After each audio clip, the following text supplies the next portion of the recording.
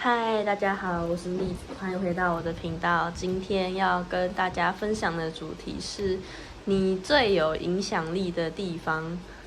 那以下是3个选项，我已经先抽好了。我们来看一下你在日常生活中给别人带来就是有影响力，就是可能大家会借着你的这个特点去做学习呀，跟他们喜欢你是为什么。来做一个分析。那从左至右是1、2、3，第一个是萨满，第二个是情人，第3个是星子。星子的话，我觉得这边比较像是那种天上的星星吗？或者是神的孩子的这种感觉。对。那还没有选好的朋友可以先按暂停，选好的朋友我们就从第一个萨满来开始解牌咯。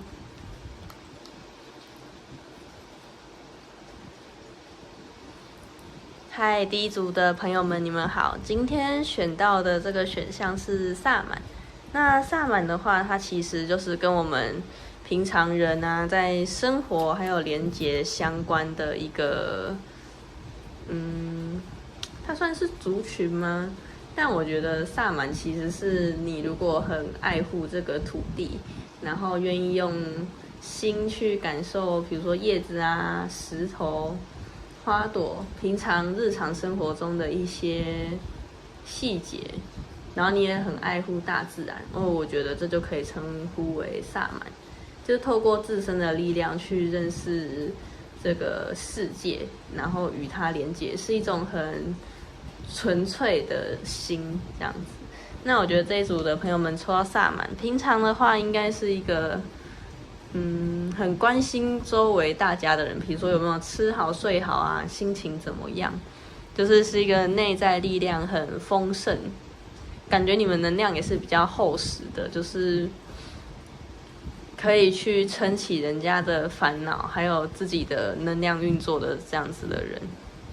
对，然后萨满的话，我觉得他们有个特点是，他们在生活的时候是很脚踏实地的，就是他们不会想说要怎么去投机取巧完成什么事情，他们就是一群很努力啊跟勤奋的人。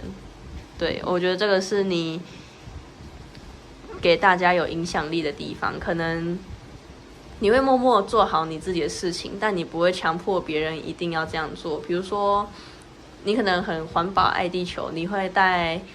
环保杯就是出门买饮料什么的，那如果有朋友问你，你就会跟他说我不想要每一次都还要再使用浪费一个杯子啊纸杯，然后他又要回收什么的，就是我就带环保杯。但是如果别人跟你出门他还是用纸杯，就那种一次性的，你也不会因为这样子抨击他还是怎么样，你会很清楚的知道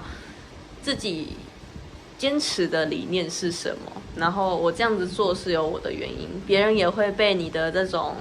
行为跟坚持所感动。我觉得这是这一组很有魅力的地方。天哪，都好想跟你们交朋友，感觉你们就会有很多那种独特的见解，就是从日常生活中看到的一些细节啊，人与人的相处，然后动物啊、大自然之中的细节，去学习跟体悟。然后如果有人有困难的时候，你们会很愿意帮助对方，对方就会觉得很感动，就是你怎么连这种事情都知道。那因为平常你对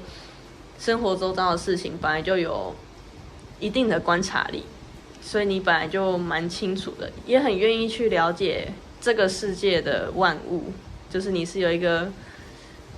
怜悯的心、纯洁的心、好奇的心这样子。对，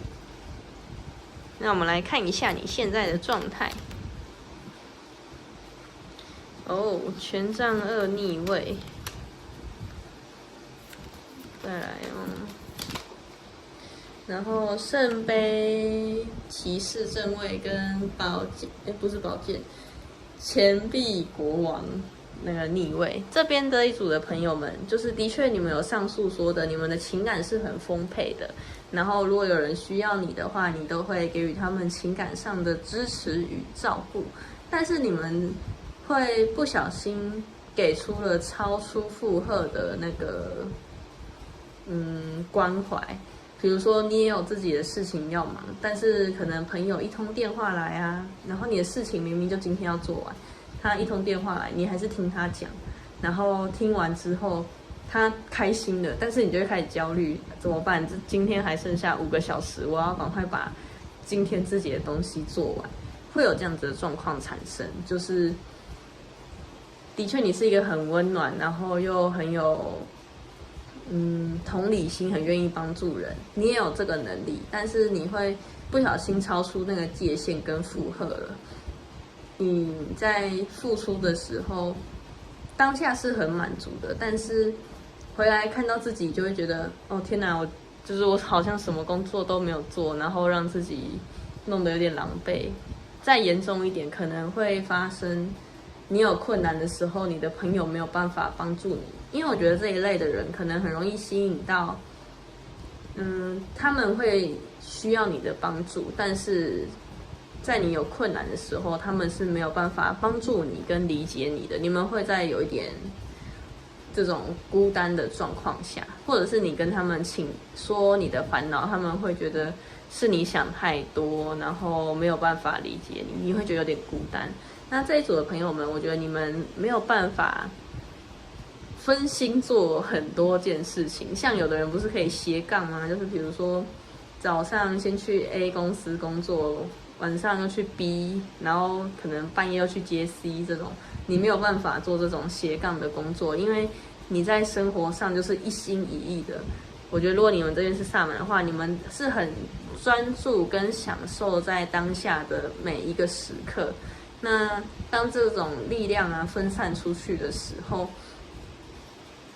你就会觉得执行起来好像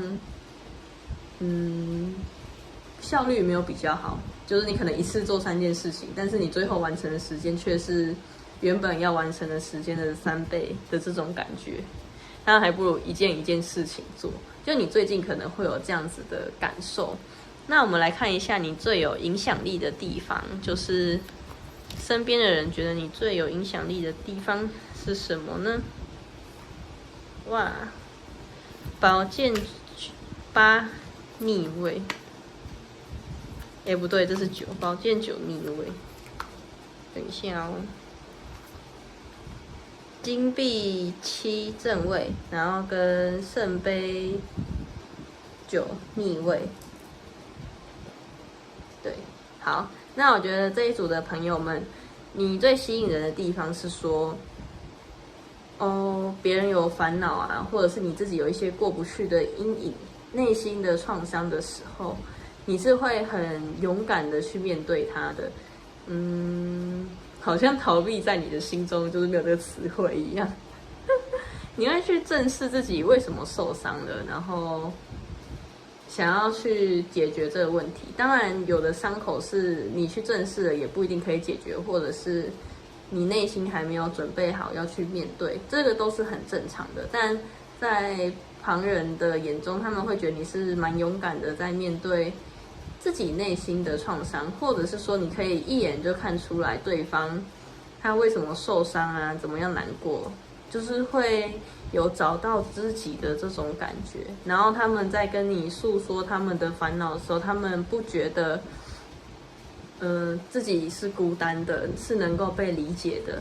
那他们的心情就会舒坦很多，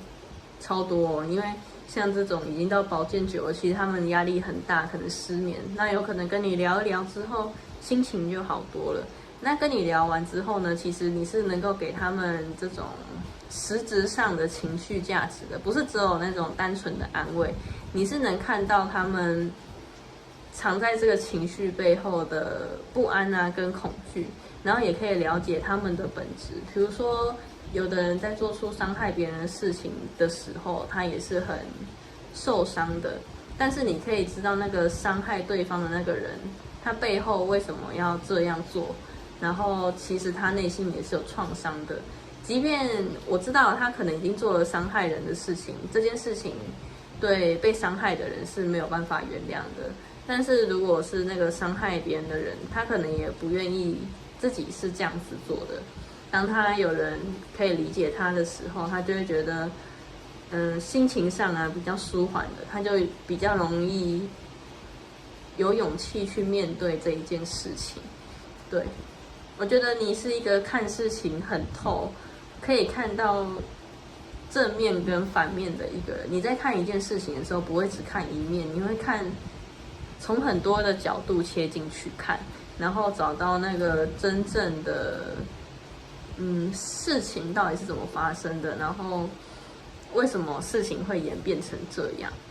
不论是伤害人的还是被伤害人的，就是找你聊聊之后，他们都会觉得被疗愈了，而且你会给予就是实质上的建议，生活中到底要怎么样去排解自己内心的这份恐惧啊或焦虑，要怎么从生活中的小地方去重建。比如说他可能会很常睡不着啊，然后可能是因为工作压力大，你可能会建议他说工作上的人际关系要怎么调节，或者是怎么转念。然后如果是家庭关系的话，你可能也会帮他一起想办法，就是怎么样说出怎么样的话可以让家里的其他人达到共处的这样子的状态。对，但你最近可能因为你人很好啦，你很常就是帮助身边的人，但是你这样子会觉得蛮累的，因为好像太多人找你，你就觉得好累哦。有的时候我也想休息一下，或者是当你有困难的时候，你也希望你是可以被理解的。那我们来看一下，就是他要给你什么样的建议，可以在帮助你发挥这份影响力的时候，保护好你自己。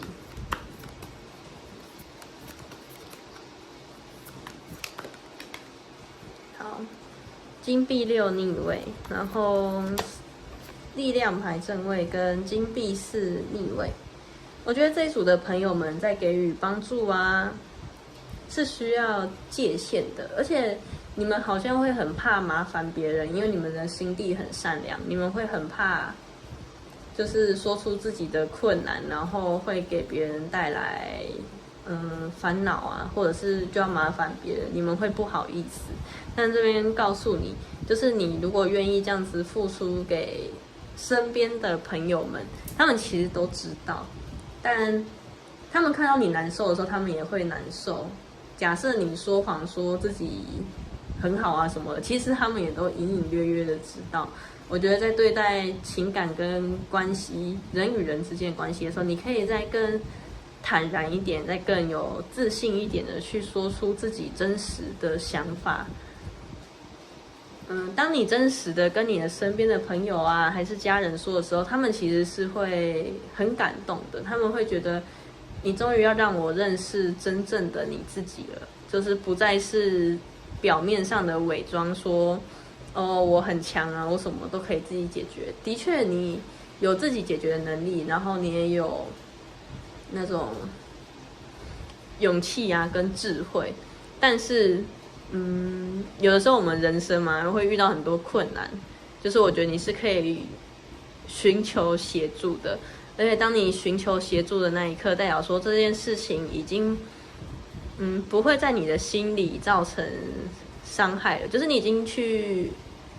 愿意面对这件事情，那身边就会有人来帮助你，但你要慎选哦，不要选那个没有办法帮助你的，你一定看得出来就是谁可以帮助你，你就选择可以帮助你的，好不好？因为我怕你跟没办法帮助你的人讲，他们不能理解你的痛苦，那可能会对你泼冷水，我怕你受伤。对，就是你要讲的话，不是每个人都可以讲，你要慎选，你一定看得出来。因为我觉得这一组的人是很有智慧、勇气跟胆量的，只是最近可能被这一些事情缠身，就是没有界限感啊，所以你会觉得自己好像无时无刻都在为别人工作，很少停下来休息，然后看看自己的状况是怎么样。有的时候也许会觉得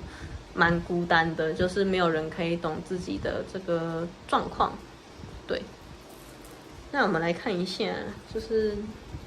这一组他们最后想给你的祝福。哦，宝剑皇后逆位，咦，好，女祭司正位。哦，太好了，愚者牌正位。我觉得这一组的朋友们，你们就是相信自己的直觉，然后往内去探索自己内心真正的想法，关照自己的内心，多把能量啊，还有一些时间留在自己的身上，好好的关照自己。然后，如果你有想要做什么事情，尝试什么新的事情，不用怕，就抱着一颗好奇的心去试试看就对。然后不要对自己太尖锐，我觉得这一组的朋友们可能对自己比较严苛一点，就是可能犯了点错，就会觉得自己是不够完美的。我觉得生而为人，不可能是完美的。像我以前就会觉得自己很聪明啊什么的，直到接触了数学之后，才发现，哦，我好像也没有那么聪明。数学这种事情交给计算机就好了，有没有？所以我觉得要去认清，有的事情是没有办法勉强的，而且与其当一个完美的人，不如当一个完整的人。因为像你这样子的状态，应该会不希望每个人放弃他自己，那你对你自己也要是这样子的心，就是即便自己有一些缺点啊，那也没有关系，我们都还在学习跟成长的过程中。灵魂的学习是永无止境的，即便我们肉体死亡，我们都还是可以到别的星球或者是别的地方去进修。就是抱持着这样的心，就不会对此时此刻的自己太过于严苛，懂得耐心的陪伴自己成长跟安抚自己是很重要的，要把能量留在自己的身上，然后等自己茁壮之后再来照顾别人，这样子才不会别人好了，然后你还在低谷盘旋。对，那第一组的朋友们，如果有这样子的困扰，不知道要找谁说，或者是不知道怎么解决，可以来找我占卜，因为我觉得我能在你们的身上看到我的影子，就我过去也是这样子的，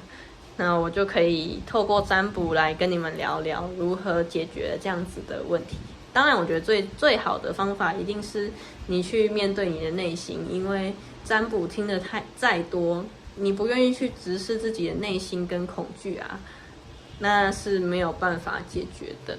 对，那我祝福第一组的大家，我们就下次见喽！谢谢你们的收听，拜拜。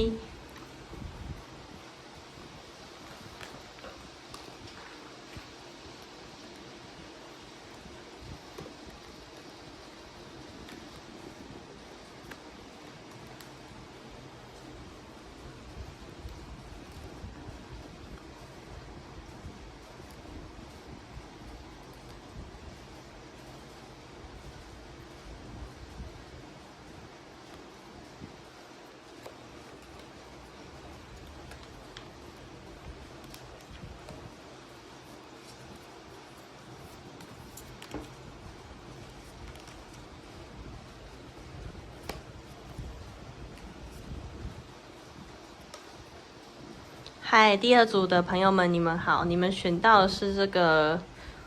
恋人、情人的牌。我觉得这一组的朋友们呢，你们最就是有影响力的地方，就是你们的爱。当你们以爱为出发点，在关怀别人或者是在做一件事情的时候，你那件事情超容易成功，就是会有一堆人来帮助你啊！就是你可能没有想到，居然会有这么多人有这么多的回响。有的时候就是你的一个心存善念，从里到外散发出来，然后感染到了他人。这组的朋友，我觉得你们是很纯洁跟单纯的，在做一件事情的时候，不会想太多，就是回报啊，或者是怎么样之类的。因为你们本身就是富足的，所以你们在给出爱的时候是不求回报，那种爱是很纯粹的。对，我觉得这是你们很有吸引力的地方，而且这组的朋友们就是应该是蛮优雅的，平常的日常生活中给人的形象是优雅的啊，亲切的，然后可能对艺术创作也是蛮有天赋的，可能会唱歌、跳舞、画画，都在这方面都可以很直接、赤裸的展现出你内心的真实的想法。那如果这一组的朋友们有想要往艺术领域发展，在犹豫的，我觉得你们可以试试看，你们是蛮有这方面的天赋的，就你们不会想得太复杂，也不喜欢那种世俗金钱的斗争，你会觉得很无聊啦。这样，那我们来看一下你现在的状态，就你可以对应一下有没有符合你的。哦，天哪！符合你的状态，这边的话是权杖10跟金币9，再抽一张，等我一下。好，它跳出来，金币7逆位。这组的朋友们可能最近在进行一个工作。就你可能工作已经到一个阶段了，但你在想说，现在这个工作虽然说有钱，但你好像觉得钱不太多，然后要付出的努力很多，要承受的压力很大，无论是上司的言语攻击啊，还是同侪的闲言碎语，就都让你觉得好疲惫。有时候可能还要再加上家人朋友，你就觉得已经受够了这样，然后。虽然钱很多，但你就觉得这个钱不是我想要赚的，你会觉得赚这个钱很无聊，就你的状态有可能是这样，或者是你最近会遇到一些，这个是已经发生的哦，就是在资金的周转上会有点不太顺利，你会觉得好像钱怎么花都花不够，然后明明就是。你可能也有赚到，假设4、5万好了，然后你明明就一个人单身，然后又不知道为什么那些钱都花不够。如果是这样子的话，这组的人要重新审视自己花钱的那个状态啊，好不好？你可能看那个喜欢，看这个喜欢。哦，我知道这组的人会有一个特质，就是喜欢漂亮美的东西，但如果你又喜欢实用的话，那个东西的价格都很高。然后你就会觉得有点入不敷出的这种感觉，对。那另外一个方面就是你做这个工作，你可能已经厌倦了这样子的工作的生活形态，你就停下来思考说是不是要转换跑道之类的。最近比较没有干劲啊，说实在是这样。那我们来看一下你最有影响力的地方是什么？宝剑。皇后逆位，金币3逆位，这样是这样才对。好，恋人牌逆位，金币8逆位跟不是圣杯，女祭司正位。好的，这组的朋友们，我觉得你们最有魅力的地方是，你在给爱的时候。我觉得你是那种该怎么讲？我思考一下。你们在给予爱的时候，是从内在的这个智慧散发出来的。你可能跟周边的人呢有很多不同的见解，你有一套自己内心的情感逻辑，所以当你在跟别人分享的时候，别人会觉得蛮意外的，居然还有这样子。可以解释的角度，就是他们会想不到，就是你切入的角度会跟别人不太一样。那这组的朋友们有可能工作是向往自由业，或者是你其实工作能力也不错，就是单打独斗也 OK。你的伙伴可能会觉得，就是你好像有没有他们都没关系。然后这组的朋友们，你们是有朋友的，但是你们跟朋友啊，跟别人会保持一个距离，不是你刻意要耍大牌，还是难搞一个距离，就是你本来就跟他们有一个界限，是这样讲吗？应该说你比较活在自己的世界啊，所以就会自然而然有一个距离感的这种感觉，对。然后钱币八逆位的话，我觉得你在选择工作啊，做每一件事情的时候，你最先考虑到的是自己喜不喜欢，想不想做，然后是不是100%投入这件事情，就是最理想你会觉得是这样子，但你可能会担心这样子会饿死啊什么之类，就有很多担心，让你没有办法真正选自己所喜欢的去做。但他们会觉得你在鼓励别人的时候是会以内心的那个出发点去考虑他们会觉得蛮感动的。对，虽然说你有时候讲话比较直接，或者是有时候会没办法同理对方为什么会因为这样子难过，但他们还是很感谢，就是你是有在听他们讲话的，对，蛮有趣的状态。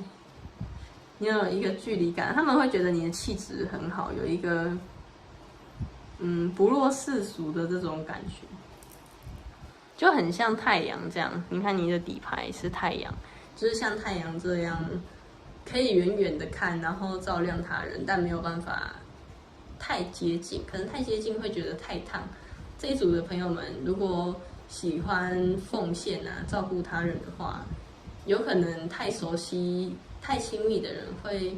你想要多付出一点，就会变得有点控制，就是没有控制好的话，会控制欲太强，会压力很大，所以保持一点距离跟美感，反而可以帮助你在朋友之间啊，或者是家人之间有一个距离，就是它对你来说是一个保护色，他们会觉得很酷啦，就是你这个人，就算跟你可能相处了已经20-30年了，还是摸不太透你这个人到底怎么想。那我们来看一下，就是他给你的建议。好，吊人牌正位，月亮正位，圣杯7逆位。这组的朋友们，如果现在有遇到一些状况，我觉得状况你应该自己内心都知道，你可能会觉得自己没有随着自己的心而活，就是你可能选择工作啊，或选择伴侣的时候，你考虑的更多是金钱。但其实你这样子过也没有比较快乐，所以他这边建议你说，你是时候该停下来想想，关照自己内心真正想要的是什么，然后为什么会害怕选择自己所爱的这件事情。既然是自己喜欢的事情，为什么我会害怕选择这一件事情？要去觉察自己内心真正的想法。你们这一组搞不好早就知道了，只是觉得说面对有点痛苦，或者是你会觉得喜欢又不能当饭吃，就一样做得很痛苦。但我觉得啊，如果是对我而言，这个工作做的我不开心、没有成就感的话，我会就是做得很随便啊，就是应付这种。但是这样对我来说也是一个痛苦。那既然工作都会有一些痛苦跟辛苦的地方，那至少它要是你喜欢的吧，对我来说是这样啊。我是一个比较情感趋向的人，对，你是时候就是脱离你的幻想了，不要再幻想说自己现在很好啊什么之类，在掩盖自己。就算你掩盖得了一时，你也掩盖不了一世。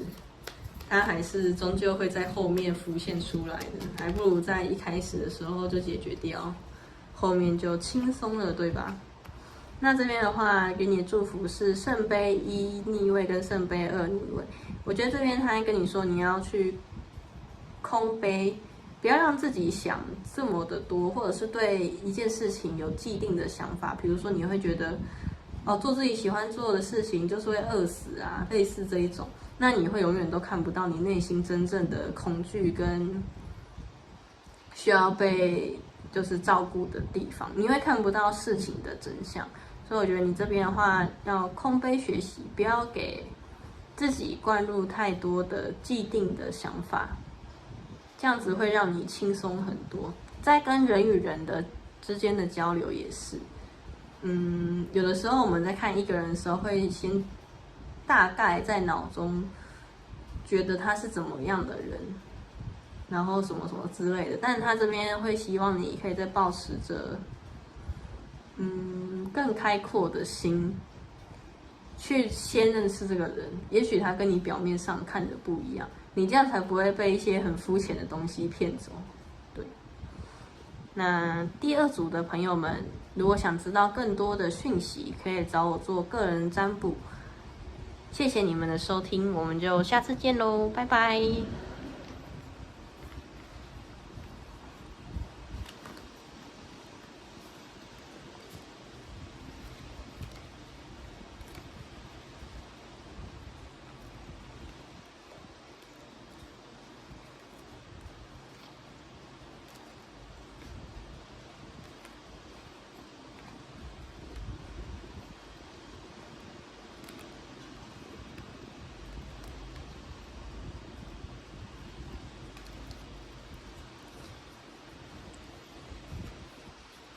嗨，第三组的朋友们，你们好！你们选到是这个星子，然后我看他那个其他的诠释有写，就是神的孩子，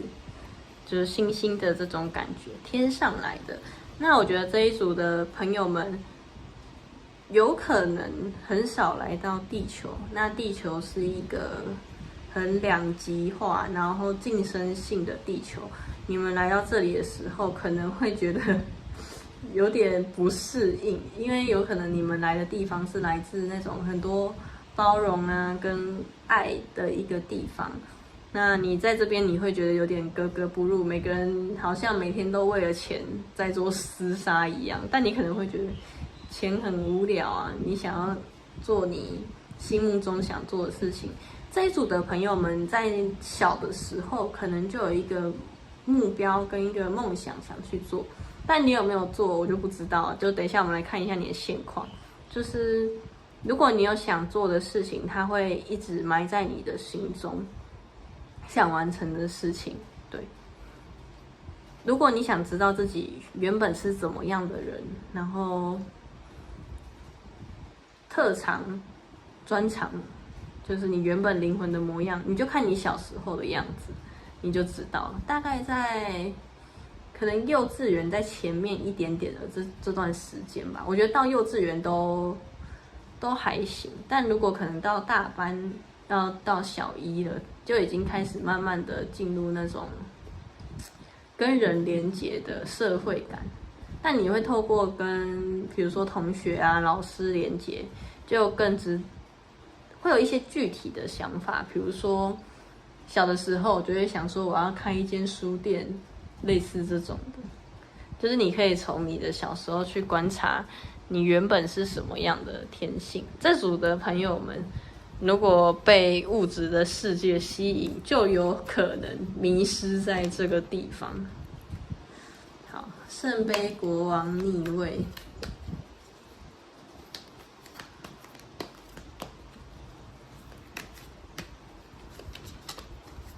好，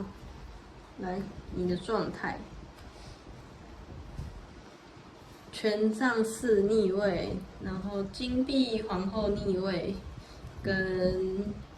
宝剑骑士正位。这一组的朋友们有可能都是人物牌3张，在这个物质的世界可能迷失了，你知道吗？会觉得好像要赚很多钱，买很多名牌啊，有房有车才可以证明自己的价值。如果没有，你可能会觉得自己没有这个价值，会否定你自己。然后这组的朋友们其实平常说话的速度应该蛮快的，思想很跳跃，有很多的创意跟点子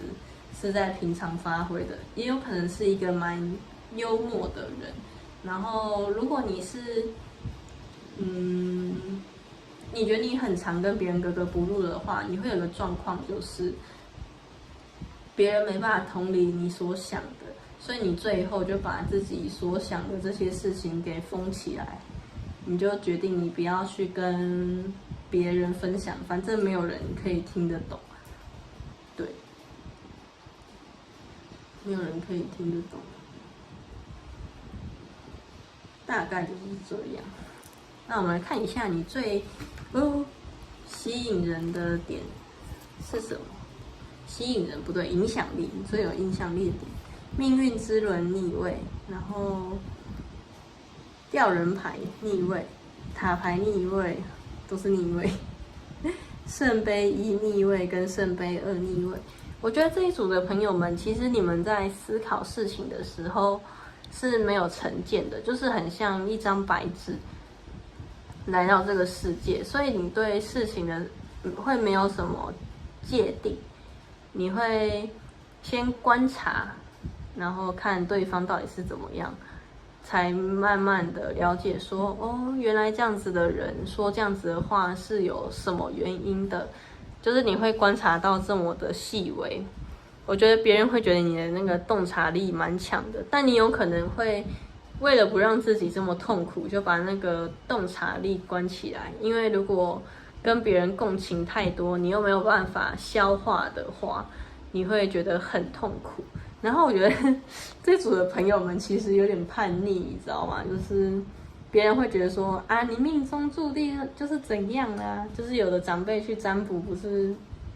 虽然说我也是占卜频道，就是有的长辈去算什么八字啊还是紫微，就会说哦，你以后的命就是当老师啊，你就是要教别人怎样的啊，你就会觉得说哪有这种事情？我想做什么是我自己决定。不是你们那些算命先来决定我的人生，就是这一组的朋友们比较背骨一点，而且如果别人看到你的话，他们会停下来思考自己，就是为什么会这样做，为什么会这样讲，他们可能会觉得你蛮纯洁的。那纯洁的话，第一个就是他们会污染你，灌输你要买有房有车，你才是有名牌包，你才是有价值的人啊。第二种就是会觉得你很纯洁，然后看事情的角度很不一样，想要跟你学习，就是这种空杯不会有成见的状态。对，而且我觉得你在面对不适合的人事物的时候，你断舍离的，你会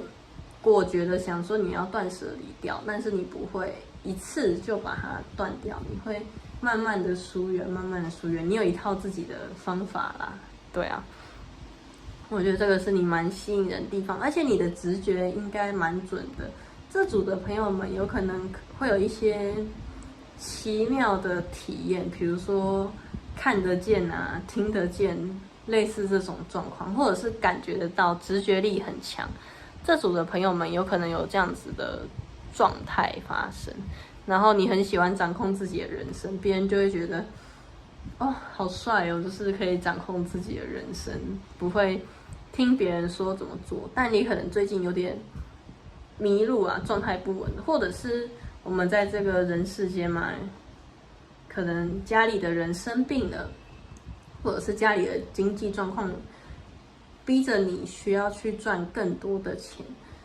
然后你赚更多的钱，有的时候就会迷失在这个里面，觉得有很多的钱才不会有很多的烦恼啊，跟什么什么之类的，会逐渐忘记自己原本真正想要做的是什么，会有这样子的状况。对，那我们来看一下他给你的建议。